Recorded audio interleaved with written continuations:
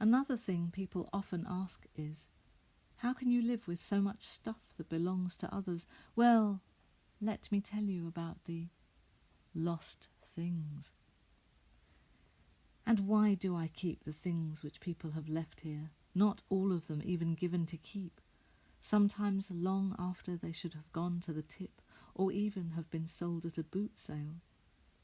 Broken shoes, footless raspberry-coloured tights, slightly damaged rucksacks, baskets of various sizes and states of disrepair, so much stuff, and so many duvets and pillows. Why?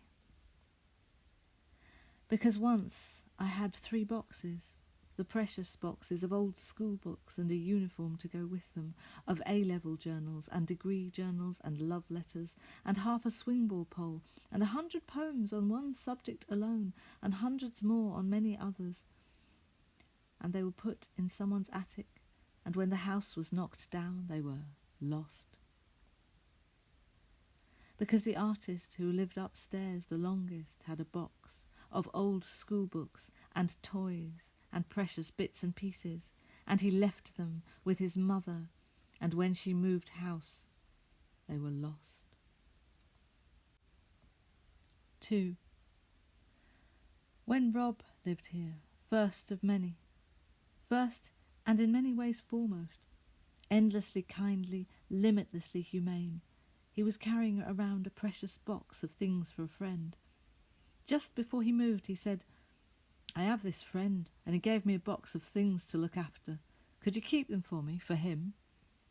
"Yes, of course," I replied. It couldn't be anywhere safer. Rob said grumpily when he was moving out, "I can't believe he asked me if they'd be safe." So anxiously, too, after he had looked after them already for so long. After he left, it was a year later, or was it more, and a phone call came out of the blue. "I'm Rob's friend," he said, and told his name. "It's about my box. Is it safe?" "Oh, yes, of course. It's in the attic, quite safe." The relief in his voice was palpable. "Thank you. Can I come and collect it?" he asked.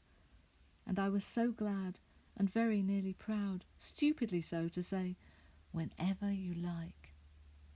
And at last the box was collected, long after the existence of the owner of the box had been in some doubt. 3. People come, and sometimes visitors say, "For goodness sake, why don't you throw it away?"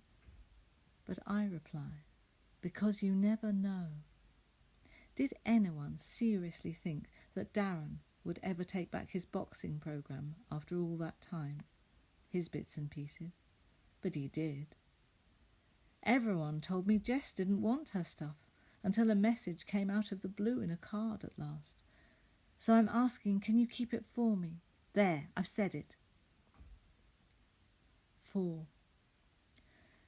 So there are reasons, you see, reasons why, despite energetic furniture and junk removal and tip runs from time to time, that there is still stuff here that is not ours, none of us who live here, but not quite anyone's, neither owned nor completely relinquished, objects in limbo, awaiting their fate.